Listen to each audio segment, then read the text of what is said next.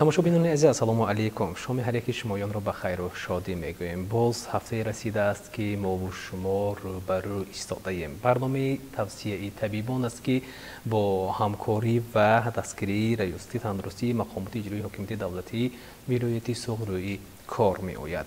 мо ҳафтае як маротиба тасмим гирифтаем ки барномаро пешкаши ҳар яки шумо гардонида бошем ва ҳадаф аз омода ва пешниҳод намудани ин барнома аз он аст ки барои ҳар яки шумоён табибони варзидаи соҳаи хеш гӯем бобати ин ё он беморӣ маълумот пешгирӣ ва роҳҳои муолиҷаи ин ё он бемориро тавсия хоҳанд дод.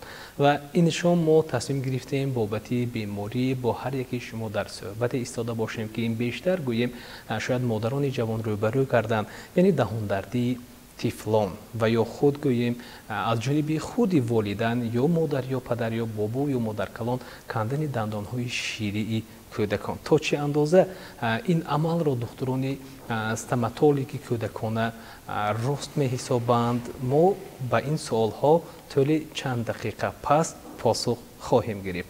ин шом дар меҳмонии барномаи мо табиб стоматолог муҳтарам Ваҳобов Ғаниҷон Аминҷонович, духтури дармонгоҳи стоматологии бачагонаи шаҳри Хуҷанд. хуб духтур, ташрифи шуморо хуш омадед мегуфтем. ва мо инҷо мехостем тамошобинони азиз дар оғози суҳбат гӯем бобати дармонгоҳи стоматологии бачагонаи шаҳри Хуҷанд як маълумоти муфассал пешниҳод карда бошем ва аз рӯи маълумотое ки инҷо мо аллакай дар даст дорем аз оғози сол то имрӯз дар ин дармонгоҳ наздик 25 000 нафар тифлон муроҷиат карданд. дармонгоҳи стоматологии бачагонаи шаҳри Хуҷанд ба кӯдакон ва наврасон хизмати баландсифати стоматологии амбулаториро расонида истодааст. дар дармонгоҳи мо зиёда аз 30 нафар духтур кор ва фаъолият мебаранд, дар ду бас кор мекунанд, аз ду шӯъба иборат мебошад ва як нуқтаи ёрии таъҷилӣ ки ҳар шабонарӯз ба кӯдакону наврасон кӯмаки ёрии аввалии тиббиро расонида истодаанд. хотиррасон кардани ҳастам ки дармонгоҳи стоматологии бачагонаи шаҳри Хуҷанд ки тӯли чандин солҳо дар суроғии кӯчаи Камоли Хуҷандӣ қафои мағозии Анис ҷойгир буд, ин бино хело ҳам дар як ҳолати номусоид буд, дар як ҳолате ки таъмирталаб буд, танг буд, ҳуҷраҳои баъзан ҳуҷраҳо ва мо камтар танқисӣ мекиштем. бевосита бо дастгирии пешвои Муаззами миллат санаи 30 июни соли 2021 дармонгоҳи стоматологии бачагона ки айни замон мо фаъолият карда истодаем ки дар суроғи Исмоили Сомонӣ 18 кооператор мегӯянд, дар ҳамон ҷо бинои нави мо ҷойгир шуда истодааст. айни замон мо кор ва фаъолият мебарем. дар ин сана бо иштироки асосгузори сулҳу ваҳдати миллӣ пешвои Муаззами миллат президенти ҷумҳурии Тоҷикистон муҳтарам Эмомалӣ Раҳмон ин бинои нави мо ба истифода дода шуд. мо аз ин духтурон хело ҳам хурсанд ва миннатдории худро ба давлату ҳукумат иброз медорем. дар ин бинои нави мо бо тамоми таҷҳизотҳои пешрафтаи ҷаҳон таҷҳизонида шудааст.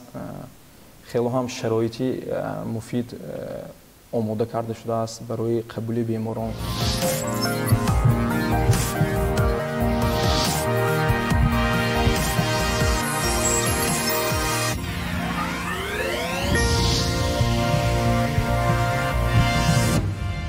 тамошобинони азиз, ин як маълумоти муфассалу буд бобати гӯем дармонгоҳи стоматологии бачагонаи шаҳри Хуҷанд. ва ин лаҳза бошад мо мегузарем дар ин қисмати дигар. мехостам духтур андешаи шуморо бобати кобукии даҳон як маълумоте барои бинандагони азизи мо пешниҳод оварда бошед. ва инҷо пӯшида нест ки вақте тифл тавлид мегардад бедандон тавлид мешавад ва албатта пас аз гузашти чанд сол, шояд яксолагӣ бошад, якунимсолагӣ бошад, кӯдак ба баровардани дандон оғоз мекунад ва мехостам андешаи шуморо шунавида бошем. вақте ки кӯдак тавлид меёбад, албатта бедандон тавлид меёбад. бо муриди замоне ки дар гузашти вақт аз моҳи 6 моҳагӣ 5-6 моҳагӣ сар карда оғоз ду дандонҳои поён ки ду дандони поён аввал сар карда мебарояд, баъд оста-оста ҳар як группаи дандон гӯем ба худ хос як вақти муайянро дорад. Масалан, ҳамин сараввал оғоз аз 5-6 моҳагӣ сар мешавад, ду дандони поён мебарояд, баъд оста-оста оҳиста-оҳиста баъд дигар группаи дандонҳо мебарояд то 2.5 то 3 солагӣ, вобаста аз развитие худи инкишофи тифл вобастагӣ дорад, то 2.5-3 солагӣ давом мекунад. молочни, яъне ки дандонҳои ширӣ то 2.5-3 солагӣ ба пуррагӣ ҳамаш мебарояд.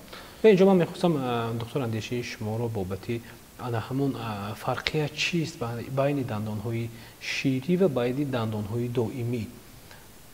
فرقیتی خیلی هم کلان دارد.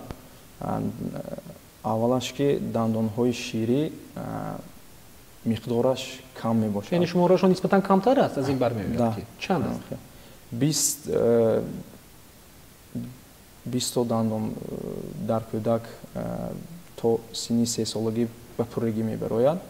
баъдан аз ҳамин 6-7 солагӣ сар карда то 12 солагӣ вақти смена прикус мегӯянд, аз 6-7 солагӣ сар мекунад то 12 солагӣ давом мекунад. дандонҳои доимӣ аз ҳамин 6-7 солагӣ сар карда то 12 солагӣ ҳамаш ба пуррагӣ иваз мешавад, яъне ки доимиш мебарояд.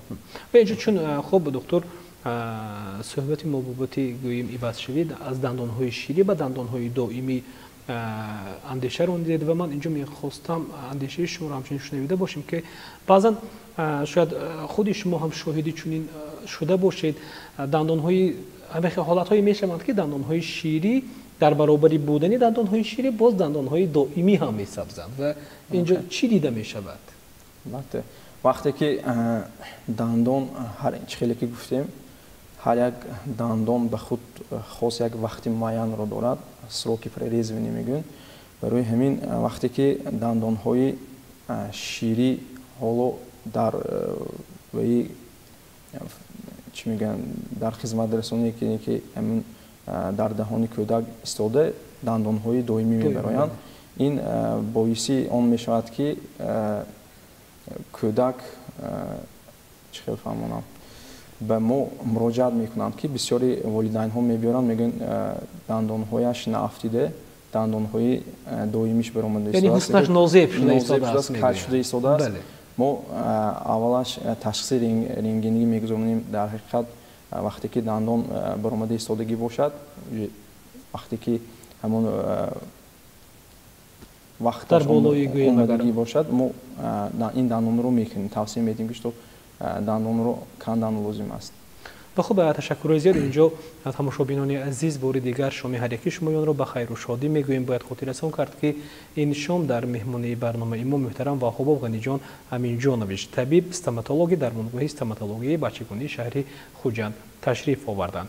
و خب اینجا دکتر ما می‌خواستم اندیشه شما رو باز یک بابت باز یک سوال دیگر شنیده باشیم و امروز پوشیدنی است که هر طفلی که امروز گوییم بر کمال میرسد البته زیر نوازش مادر است، پدر است و چون آغاز میکند به دندان برآوردن، چون گفتیم دندانهای شیری برآوردن، خواه نخواه یک فاصله معین میگذرد، انا همون دندان عوض میشود.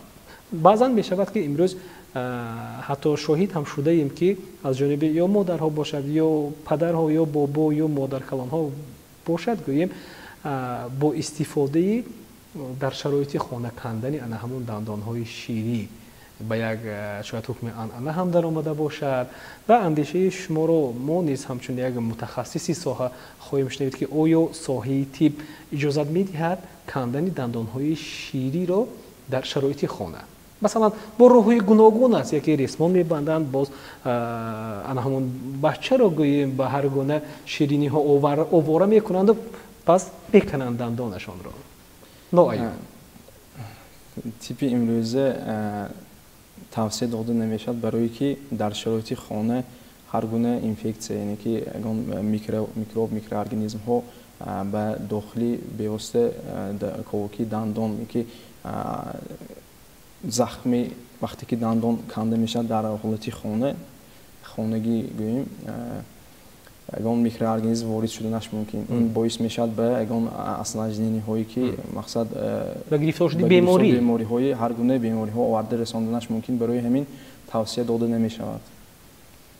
ва инҷо ман мехостам чун бобати кандани дандони ширӣ ҳам андешаи аз шумо шунавидем дар ҳолати дард кардани он дандонҳои ширӣ, пас модарони ҷавон чӣ кор кунанд? албатта вақте ки дандонҳои кӯдакон дард мекунанд, пеш аз ҳама пеш аз ба духтур муроҷиат кардан, мисол баъзан ҳолатҳо мешавад ки дар сафар ёки дар падару модарашон дар кор ҳастанд, дар боғча ҳастанд, инҳо метавонанд волидайнҳо дории таскинбахш, яъне агар кӯдак аз дард 30 солашон то 6-7 солагӣ 8 солагӣ бошад, агар метавонанд дории таскинбахш, яъне ҳамун парастамол аст, ҳар гуна доруҳои таскинбахш тавсия дода намешавад, барое ки организми кӯдак ҳоло хурд аст, ҳар гуна дору қабул кардан мумкин нест. барои ҳамин тавсия дода мешавад ки агар кӯдак синни солаш то 8 сола бошад, парастамол ё нурофен тавсия дода мешавад, дории таскинбахш дода метавонанд бо то он даме ки ба духтур муроҷиат кунанд, метавонанд бо маҳлули сода ё худ намакоби паст, метавонанд бо рамашка чахонида бошанд. лекин бисёри вақт афсӯс ки мутаассифона бисёри волидайнҳо ба мо дертар муроҷиат мекунанд, мегӯянд ки мо мепурсем пеш аз омадан мақсад чандум дард мекунад, мегӯем 1 ҳафта 2 ҳафта боз дард мекунад. ин боис мешавад кӯдак азоб мекашад, мақсад варами рӯй пайдо шудаш мумкин. ин бемориҳои дандон ҳамихеле қисса доранд ки вақте ки сари вақт муроҷиат намекунед, ин аз ин марҳила гузашта аввал саршавӣ ҳамин дард ба вақте ки муроҷиат намекунанд, ин оварда мерасонад ба дар таги решаҳои дандон фасод ҷамъ шуда варами рӯй дида мешавад. баъдан ба мо муроҷиат мекунанд, мегӯянд ки 1 ҳафта 2 ҳафта эси дард мекунад, мо ако муроҷиат кардем вақте ки каме дертар варами рӯй дида мешавад, уже дар ин ҳолат мо яъне муолиҷа ҳам тӯл мекашад, аз ин бармеояд ки доктор? бале, албатта. ҳам тифл гӯем камтар азоб мекашад, ҳам муолиҷа дурам дароз мешавад ва аз ин лаҳза мо истифода мекунем барои модарони ҷавоне ки имрӯз гӯем бо тарбияи тифлон машғул ҳастанд, чун агар гӯем дарк кардан ки аз ҷониби фарзандон чун хурд ҳастанд, шояд ҳамеша гирья кунад, чӣ нишонаҳо пайдо мекунад дарди дандони кӯдакон? агар шумо дар назар дошта бошед ки кӯдаки навзод ин амрози бевосита касалиҳои амрози даҳон, яъне ки стоматит мегӯянд, воспаление слизистой оболочки, ин аксари вақте ки кӯдак тавлид меёбад, дар давоми 6 моҳ кӯдак аз иммунитете ки аз модар гирифтагӣ буд, дар 6 моҳагӣ ин иммунитет оста оста паст мешавад. дар ин вақт аксар кӯдакон гирифтори ҳамин беморӣ мешаванд, ба мо муроҷиат мекунанд. барои ҳамин ба волидайнҳо тавсия дода мешавад ки сари вақт бояд ки кӯдаконро ба духтури стоматологи бачагона муроҷиат кунанд. ва аслан мегӯфед доктор, оё ана ҳамин бемориҳои дандон кадомҳоанд, чун бештар рӯбарӯ мешавед шумоён? ин бемориҳои бисёри вақт саршавӣ, чӣ хеле ки гуфтем, саршавии дандондардӣ аз оризаҳои дандоне ки кариси пӯҳизидашавӣ, ҳамин ваи қабати болоии дандон, яъне ки эмали дандон пӯсида мешавад, яъне ки ҳамун кариси дандон сар мешавад. бисёри вақт бо ҳамин кариси дандон мо бисёри вақт рӯпарӯ мешавем. ва чун мо аллакай дар оғоз гуфтем دکتر از آغاز سال تا امروز گوییم به درمانگاه نامبرده نزدیک 25,000 نفر کودکان مراجعت کردند و می توانید گفت که از این شماره بیشتر کدام نمودی بیماری زیادتر به نظر می رسد نسبتی مثلا گوییم اگر سالی گذشته باشد یا مثلا تا امروز گوییم؟ تا امروز اکثریت کودکان با همین آریزه دندان که کاریس دندان مراجعت میکنند. خیلی هم و نشان دادی پست این برای کندن دندان و این امراض دهان بیان بسیاری وقت امراض دهان هم مراجعتش خیلی هم بسیار می باشد. پس اینجا دکتر چرا دکتران برای کندن دندانی که گوییم درد میکند برای والدین توصیه نمیدهند؟ هرچند شاید چی مادر باشد چی پدر باشد میگن خب دکتر جان خواهش میکردم بیاید دندان همین فرزندم را بکنید چون روزی چندم است که اینجقی میکند. متاسفانه امروزها شاهد آن میشویم که بسیاری وقت والدین ها میگویند که این دندان شیری دکتر این را کندن لازم باز میبراید که میگویند این گپ نادرست است برای که هر یک گروپ دندان به خود خاص یک وقتی معین را دارد. وقتی که ما پیش از مهلت اینه که گوییم پیش از مهلت وقتی که دندان رو ما میکنیم این آورده میرساند باعث آن میشود که دندانهای کودکان دائمی به دندانهای دائمی تاثیر خود را میرساند. یعنی در من بعد تاثیر منفی میرساند برای دندانهای دائمی برآوردن. به چه آورده رساندنش ممکن دکتر در حالت بر وقت کندن دندان در حالت بر وقت کندن این آورده میرساند به ویرانشوی حسن ظاهری کودک یعنی همون نروشنی پریکوس میگویند ویرانشوی پریکوس جو روی حالتش دیگر میشود و این با یک باز تلفظ بعضی از حرفهای کودک تاثیر میرساند. میشود که کودکان سن سالشان خورد بعضی وقت والدین ها میگویند که این دندان رو کنید ما توصیه داده نمیتونیم برای که حالا وقتی که پکزنی برای کندن نیست است برای همین ما توصیه داده نمیتونیم. نروشنی پریکوس میگویند که ویرانشوی حالتهای جوغ آورده میرساند برای تلفظ کودک بیوسته ضرر رساندنش ممکن برای تخمی که در تگش دندان شیری که در تگش تخم دندان پسته‌ای دائمی هست به این چیز تاثیر منفی میرساند بیوسته. خب یعنی از این دکتر برمیآید که انا همون از جانب اندیشه مادرانی که میگویند یا پدرانی که میگویند دکتر دندان فرزندم رو کنید این نادرست است. نادرست است البته. خب تشکر زیاد. و خب تماشاگران عزیز بار دیگر شما هر یکی شمایان رو به خیر و شادی میگوییم و من اینجا میخواستم دکتر اندیشه شما رو بابت چون این شام ما تنها صحبتی ما اطراف دندانهای شیری تیفلان است و اطراف این صحبت هم داریم و من میخواستم بشنوم که اصلا گوییم انا همون ساخت دندان از چند عبارت است و اینچنین در بین مردم یک خیلی اصطلاحی معمولی هست که میگویند که دندان فرزندم رو کیرم خورده ایستاده است.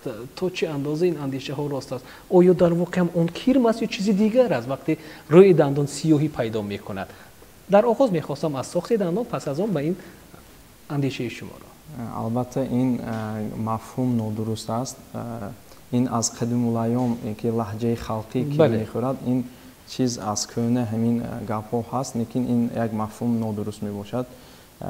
این یک کاریس دندان چخیلی که گفتیم آریزه های دندان یکی از سبب های پیدا شویش این نادرست شستن دندان یعنی شستشو کردن دندان نادرست میشویند بسیاری کودک ها. پس بودن گیگینی کاوکی دهان این آورده میرسند به همین به اصطلاح گوییم کریمخوری یعنی به پوسیدن دندان آورده میرساند. و اینجا دکتر میگفتید چگونه باید طرز درستی شستشوی دندان کودکان چگونه است؟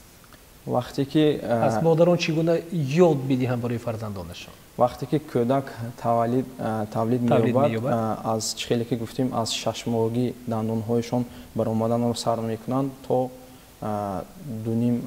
تا 3 سالگی دوام می‌کند. باید که والدین‌ها از این وقت بعضا وقت می‌پرسند، ما می‌پرسیم که دندان‌هایشون می‌شوید سن سالشون خورد باشند ها نه حالا نمی‌شوید. این چیز یک نادرست میباشد. وقتی که کودک تولید می‌یابد از 6 ماهگی وقتی که یکمین دندان می‌براید از همین وقت باید والدین‌ها آغاز کنند دندانشویی را. و آسته همین کودک رو با مرور زمان وقتی که کودک انکشاف می‌یابد همین چیز رو عادت کرده آموزیدن لازم است. تا اون دمی که تا 6 سالگی ما توصیه می‌کنیم که با کمک والدین دندان رو شویند، برای که مستقلانه آنها نادرست می‌شویند. نادرست می‌شویند. اکثری بچه‌هایی که کودکانی که با ما مراجعت می‌کنند وقتی که شستن هم یک وقتی معین بوده نه کم از 3 دقیقه باید که دندان‌ها رو شستن لازم است. بسیاری کودکان نادرست می‌شویند، شاتگزینیشون نادرست می‌شود. چگونه باشد دکتر می‌گفتی از بالا به پایان از چپ به راست چگونه باید باشد؟ می‌توانید شاید چون مادران جوانی که چون تولید نخست فرزند دارند و امروز با تربیت اون مشغول هستند شاید یک مصلحت شما برای اونها همچنین یک دستور عمل هم شود.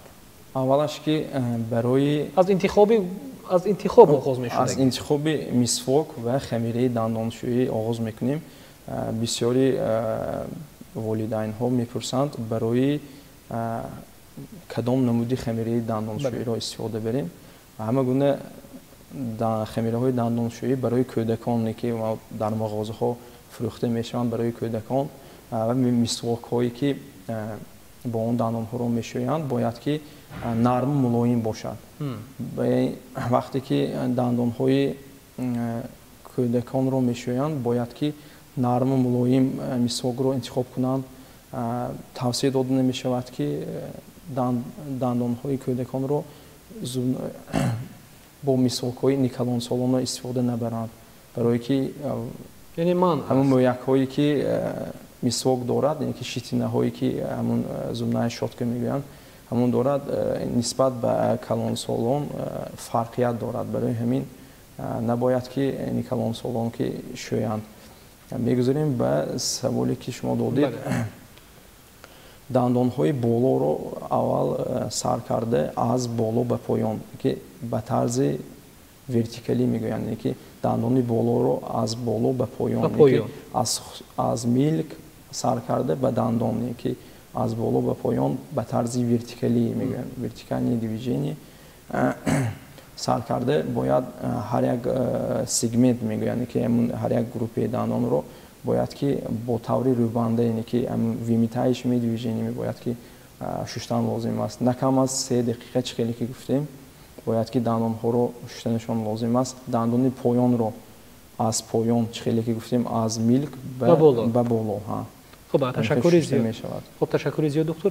و تماشاگران عزیز شما هر یک شمایان رو به خیر و شادی میگه. و اینجوری من دکتر میخواستم چون فرصت ما نه چندان طولانی است و میخواستم اندیشه شما رو بابت باز یک چیزی دیگری که امروز اون هم مفهوم خیلی معمول است در هر خانواده گفته میشه، شاید از جانب بیشتر کهنسالان این اصطلاح رو استفاده کنند وقتی اگر طفل گویم دندان شیری رو به دندان دائمی عوض میکند و آغاز گویم در وقتی که همون دندان دائمی به برآمدن آغاز میکند، حتی پدر، مادر، بابا، مادر کلان هم بعضا میشود که فرزندان خود را کم کم سرزنش میکند. خب جانی بابا، جانی مادر، با زبان به دندان درست که نازیب میبراید تا چه اندازه این راست است اندیشه ها؟ این درست است. وقتی که دندان میبراید یگان خیلی محیط باید که خلال نرساند، برای که وقتی که با زبان تیره میدهند این آورده میرساند به کجسوی دندان هایشون کج میبرد. برای این وقتی که دندان میبراید توصیه داده نمیشود با زبان با دست رسیدن، این چیز قطعا ممکن نیست. پس چی کار باید کنند؟ امروز بعضا میشود که مادرها میگویند که دندان فرزندم میخورد، من برایش گویم چیزی کمتر گویم، نه اونقدر گویم مستحکم باشه، کمی نرمتر باشه تا اینکه فرزنده با اون دندان خود رو خوریده باشد. خوریدن این بسیاری وقت در وقتی که کودکانی طفلانی خیلی هم خورد نوزاد وقتی که دندان میبرورن، بله. همون دندان ملک ها رو کفانیده میبراید. از همین سبب هم وقتی که دندان در وقتی دندان بروری این چیز بسیاری وقت دیده می شود، خوریدن دندان در همین حالت دیده می شود. ما توصیه داده می شود که به دکتر استوماتولوژ مراجعت کنند. سری وقت ما دارو نوشته می دهیم برای هر گونه محلول های برای چرخانیدن، برای مالیدن مایز گل ها هستند. ما توصیه همین چیز رو نوشته داده برای که یک تسخین بخش باشد، برای که همین خوریدنش از خوریدن باز ماند. ما توصیه و دارو خط نوشته میدیم. تشکر زیاد. و در کدام حالت جراحی دندان گذرانیده می شود دکتر؟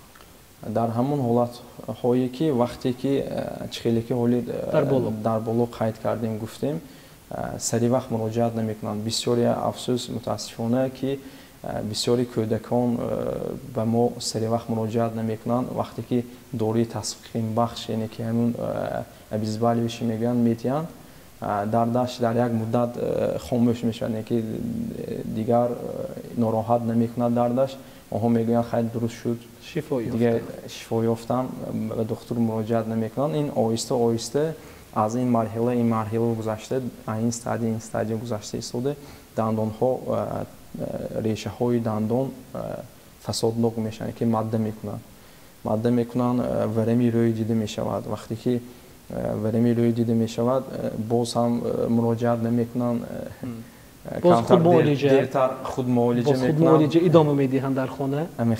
خود معالجه میکنند و این آورده میرسند به ورمشوی روی، یعنی که به استخوان جاغ گذشتن این فساد این ماده و این استخوان جاغ وقتی که میگذارد این آورده میرسند به جراحی، بیوسته برای جراحی کردن آورده میرسند. برای همین باز هم تکرار شود هم میگوییم که والدین ها وقتی که دندان درد میکنند سری وقت باید که به دکتر مراجعت کنند که تا اینکه کودکاشون عذاب نکشند، تا اینکه به همین باعثی همین جراحی ها نشود باید که سری وقت مراجعت کنند طبیب استوماتولوژی بچگان.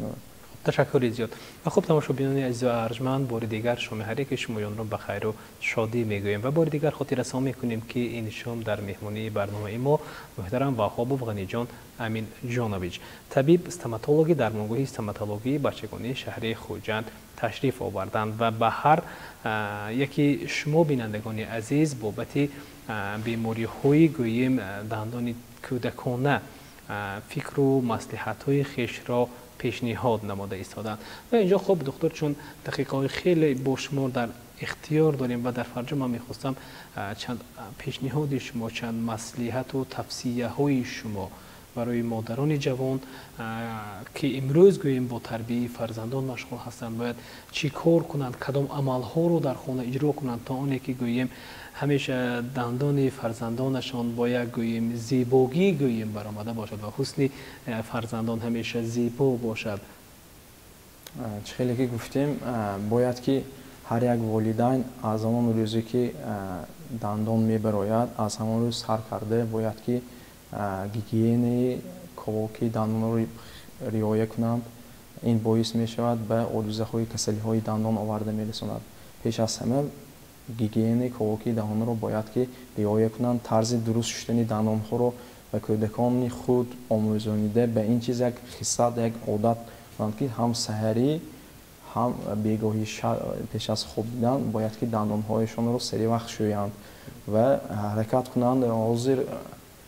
در حاضر وقت خیلی هم موادهای غذایی که با طرز سنی تیار کرده می شود، اینکه تیز آماده شونده، این هر گونه محصولات های گزینه‌آموزی کرده شده، گازنوک کرده شده، هر گونه نوشاکی هایی که با طرز کیمیایی تیار کرده می شوند، هر گونه شیرینی هایی که با طرز سنی که با طرز خیمیکی رنگ های گوناگون تیار کرده میشن، این خیلی هم تاثیر خود رو میرساند. بسیاری کس والدین ها من خودی شما هم میدونید در وقتش ما به دکتر استوماتولوگ در من خودم شخصا دکتر استوماتولوگ به مراجعت کردگی نیستم. در وقتی ما محصولات ها بود دیگر خیلی بود مسئله دندان شویی و مسئله همین غذاها کمتر دیگر خیلی بود. حاضر شرایط همیشه شد که همه گونه مارکتینگی خود اینکه یک گوییم همه گونه محصولات های غذایی با طریق سنی اینکه رنگ هر خیل هر گونه شیرینی هایی که با طرز زیبا و دلکش آماده کرده میشن این خیلی هم تاثیر منفی برای دندان ها میرساند.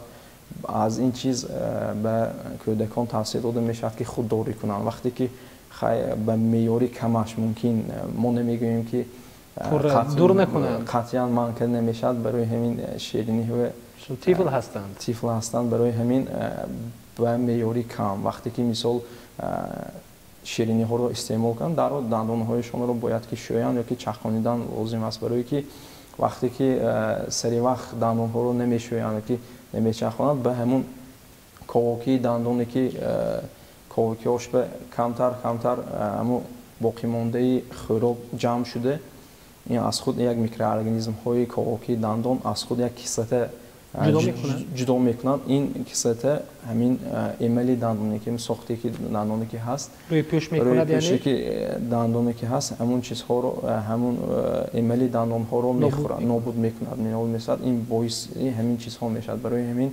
توصیه داده نمیشه و به معیار کم استعمال کنند. وقتی که استعمال میکنند باید که حتما دندانشون رو چکانند یا که شوی کنند. بسیارتر اکنون برای کودکان ما موادهای غذایی شیری توصیه میدیم برای که وقتی که در ارگانیسم کودک کلسیم بسیار میشد این باعثی همین آریزه های دندان نمیشود. برای همین بسیاری وقت همین موادهای غذایی شیری که شیر، قطیق، قایماق، تخم خانگی باشد، ماهی همین چیزها رو بسیارتر استعمال کنند که مقصد برای که ارگانیسم وقتی کلسیم بسیار میشد دندان ها مستحکم تر میشه. بله تشکر زیاد. و خب اینجا من دکتر پیش از آنه که با تماشابینان عزیز تا برنامه دیگر خداحافظی کرده باشم و از اینجا از گفته شما یک سوال دیگری به خاطر زد و شاید شما هم بیشتر شاهدی اون گردیده باشید و بعضا در طفلان در کودکان میبینیم که هم دندان بالایی و هم دندان پایانی سیاه به طور پورگی سیاه میگردد و این باز به اصطلاح مردمی روی می آوریم. اگر طفل گوییم بیشتر به شیرین خوری و به شیرینی گوییم ذوق و میل داشته باشد همیشه خانواده سرزنش میکنن که جانی مادر جانی بابا شیرینی نخور که از دندان محروم میشوی. تا چه اندازه این راست است و این سوال نهایی ما است برام. بله البته خیلی که گفتیم این شیرینی های بسیار همین تاثیر منفی را میرساند. اکثر کودکان خرد من خیلی که شما گفتید همون دندان هایشون پوسیده سیاه شدگی این چیز اساساً از حسابی همون رعایت نکردنی گیگینی کاواکی دهان بعضا مادرها و والدین ها بی اهمیتی میکنن مسئله دندان شویی به نظارت نمیکنن که نمیآموزن برای کودک‌ها که سری وقت دندان هایشان رو شویند. نکم از 2-3 دقیقه باید که دندان ها رو شستن لازم. وقتی که بعضا کودک‌ها هستند که دندان هایشان زود میشویند لیکن در یک وقتی کم که یک فاصله کوتاه همین در حال دندان ها رو میشویند نادرست میشویند. این چیز باعث همین گرفتاری همین سیاه شوی دندان آورده میرساند. بعضا میشود که دندان هایشون رو میشویند اما بعد از شستن باز اگه چیز خوراک استعمال میکنن پیش از خواب این چیز خیلی هم تاثیر منفی میرساند. برای همین باید که وقتی که دندان کودک رو شستن پیش از خواب یعنی که باید که دیگر استعمال نکنند تشکر زیاد. خب تماشابینان عزیز و ارجمند، اینجا رسیدیم ما به فرجام برنامه این شامینه و طولی چند دقیقه بودن در مهمونی برنامه ما دکتر استماتولوژی درمانگاه استماتولوژی بچگانی شهر خوجند محترم وهاب قندی جان امین جانویچ و دکتر برای تشریف شما ما عرض سپاس میکنیم که طولی چند دقیقه با ما بودید و ما در خانواده تماشابینان عزیز مهمان بودیم و ما خیلی خود را خوشنود می حسابیم اگر از این صحبتی ما یک ذره هم به خود گرفته باشند. باقی تماشابینان عزیز و ارجمند، اینجا ما به فرجام برنامه رسیدیم با امید خانه آبادی و سربلندی و همیشه صحت و سالم بودن شما و فرزندان شما برنامه را حسن انجام میبخشیم. خود و اهل خانواده خود را احتیاط نمایید. خداوند نگهبانتان. خیر.